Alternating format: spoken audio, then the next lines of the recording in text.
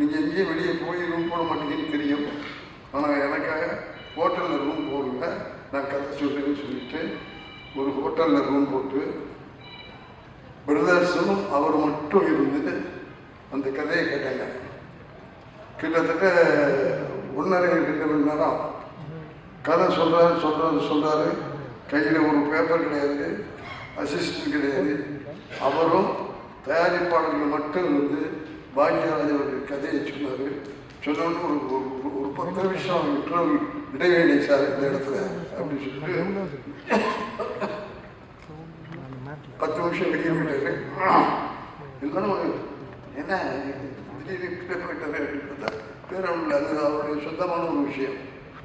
போயிட்டு வந்தார். பழையபடிக்கும் இன்டர்வெல்லிருந்து ஆரம்பிச்சு இடைவெளி எதுவுமே இல்லாமல் முழு கதையும் கிட்டத்தட்ட 2 மணி நேரம் ஒருவித பேப்பரும் இல்லாமல் மனதினை படம் பிடிப்பது போல எல்லாவற்றையும் காத்துக்கொண்டும் காட்சிகளை பார்த்து கொண்டு கதை சொல்லி அந்த கதையை நம்முடைய பாக்யராஜ் அவர்கள் இயற்கையின் குறிப்பில் ஓகே செய்தார்கள். அந்த படம் தான் முந்தாடி முடிச்சு. ஒரு ஸ்கிரிப்டில் ஒரு பேப்பரில் எல்லாத்தையும் மனசில் வாங்கிட்டு எல்லாத்தையும் படமாக அவர் பார்த்துக்கிட்டு அதுக்கு கதை சொன்னார். அப்படின்னா எப்படிப்பட்ட ஆற்றல் இருக்கணும், எப்படிப்பட்ட திறமை இருக்கணும். அப்படி இருந்ததுன்னா அவரை ஒரு வெள்ளில்லா படமை கொடுக்க முடியுது, பல வெள்ளில்லா படமை கொடுக்க முடியுது. ஸ்கிரீன் எழுதுகிற பாக்யராஜ் முந்துகிறார் என்று எல்லோரும் சொல்லுகிறவர்களுக்கு நீங்க பத்திரிகையாளர்கள் சித்தராஜ் கொண்டிருக்காரு. அவருக்கு அவ்வளவு பேருக்கு தெரியும், அவ்வளவு பேர் எழுதினாங்க. இப்போ சிறையில் எழுதுவதில் பாக்யராஜ் முந்திக் கொண்டிருக்கிறார் என்று சொல்லுகிற அளவுக்கு தன்னை முன்னிலைப்படுத்திக்கிட்டு கொண்டவர் நம்முடைய பாக்யராஜ் அவர்கள். அவர்கள் பாரதி ராஜாவுடைய உதவியாளர் என்றாலும் தமிழகத்துடைய திரையுலகிலே திரை மட்டுமல்ல அரசியல் நிலைமையும் கொஞ்சம் அப்படி போயிட்டு வந்தவர். எம்ஜிஆர் அவர்கள் அமெரிக்காவில் இருக்கிற போது அமெரிக்காவில் போய் எம்ஜிஆர் அவர்களை பார்த்துவிட்டு வந்தவர் பாக்யராஜ் அவர்கள். அப்படிப்பட்ட பாக்யராஜ் அவர்கள் இந்த புத்தகத்தை இன்றைக்கு தான் வெளியிட அவர் வாங்கி கொண்டிருக்கிறார். ஆகவே அதனையும் பாரதிய தொடர்களுக்கு அப்படிப்பட்ட பாக்யராஜ் அவர்களுக்கும் என்னுடைய மனமார்ந்த வாழ்த்துக்களையும் பாராட்டுக்களையும் தெரிவித்துக் கொள்கிறேன். அடுத்து எங்களுடைய மரியாதைக்குரிய யோகா அவர்கள் எல்லா போட்டோகிராஃபரும் தாங்க முன்னால் இருக்கிற மாதிரி முன்னால் நின்றுட்டு எல்லாரையும் மறைச்சிக்கிட்டு போட்டோ எடுப்பாங்க. இவருக்கு இருக்க ஒரு நல்ல பழக்கம், எப்போ வந்தாரு, எப்போ போட்டோ எடுத்தாரு, எப்போ வெளியே போனாரு யாருக்குமே தெரியாது. யோகாவுக்கு மட்டும்தான் தெரியும். தொழிலை தொழிலாக கல்வி தொழிலாக நடத்தி அந்த புகைப்படங்களுக்கு உயிர் வரவழைத்த பெயரே நம்முடைய யோகாளர்கள். கலைஞரை பற்றி இங்கே சொன்னார்கள். கலைஞர்களுக்கு கலைமானி விருது கொடுத்தாரு, பொற்கிழி கொடுத்தாரு. அப்படின்னா அந்த கலைஞர் எவ்வளவு ரசிகராக இருப்பார் பாருங்க. நம்ம யோகா கலைஞரை பல இடங்கள்ல போட்டோ எடுத்திருக்காரு. அந்த போட்டோக்களை எல்லாம் ஒரு ஆல்பமாக பண்ணி கலைஞர் ஃப்ரீயா இருக்கிற டைம் பார்த்து கலைஞர் வீட்டுக்கு போய் கலைஞர்கிட்ட கொண்டு போய் இந்த போட்டோ ஆல்பத்தை கொடுத்துருக்காரு. கலைஞர் மிக பிஸியா இருக்காரு. அந்த ஒரு போட்டோவை நீங்க செக்ரட்டரிகிட்ட கொடுத்துட்டு போங்க, நான் பார்த்துட்டு உங்களுக்கு போன் பண்ணுறேன் கலைஞர் சொன்னோன்னு யோகா பொறுப்பு போயிட்டாரு. அவர் பொறுப்பு போனது அந்த ஆல்பத்தை கலைஞர் பார்த்திருக்காரு. பார்த்த உடனே தன்னுடைய உதவியாளர் கணிச்சு அவர் எங்கிருந்தாலும் கூட்டுவாங்கன்னா நம்முடைய கலைஞருடைய உதவியாளருக்கு போய் யோகாவை கூட்டு வந்தாங்க.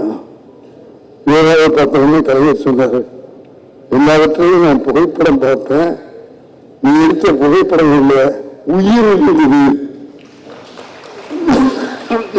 அது புகைப்படமா இல்லை, அந்த புகைப்படத்துல உயிர் இருக்கிற மாதிரி நான் அந்த லைஃப் பார்த்தேன் அப்படின்னு சொல்லி அவர் மனமாற பாராட்டி வாழ்த்தினார் கலைஞர் என்பது செய்தியை மட்டும் உங்க முன்னால வைக்க ஆசைப்படுறேன். அவரும் சரி அவருடைய குடும்பம் சரி, நாம் எல்லாம் பழகி இருக்கிற பழக்கங்கள் ஒரு போட்டோகிராஃபர் ஒரு டைரக்டர் இல்லை, ஒரு குடும்பமாகவே பழகணும். அந்த குடும்பமா பழகிறதுக்கு ஐயா நல்ல யோகாவும் சாட்சி.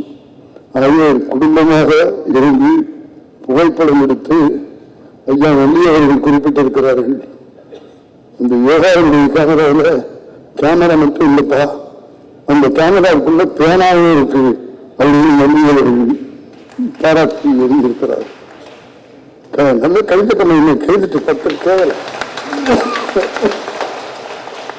கேமராவில தான் போட்டோ எடுப்பாங்க. இந்த யோகா இருக்கிற கேமராவில் பேனாவை இருக்கான் எழுதினாங்க. அந்த போட்டோவை பற்றி ஐயா நல்லியவர்கள் எழுதியிருக்கிறார்கள். நல்லியவர்கள் எழுதியிருக்கிறார்கள்னா நல்லி எழுதுவாரா அப்படின்னு கேட்பீங்க. அவங்க சொல்றேன், அவர் எழுதுவது மட்டும் இல்லை, படிக்கிறவரும் கூட. வீட்டிலேயே நீர்நிலை வச்சிருக்காங்க ஐயா அவர்கள். கிட்டத்தட்ட 80 புத்தகங்களை நல்லியவர்கள் எழுதியிருக்கிறார்கள் என்பதை மகிழ்ச்சியோடும் பெருமையோடும் எடுத்து சொல்லி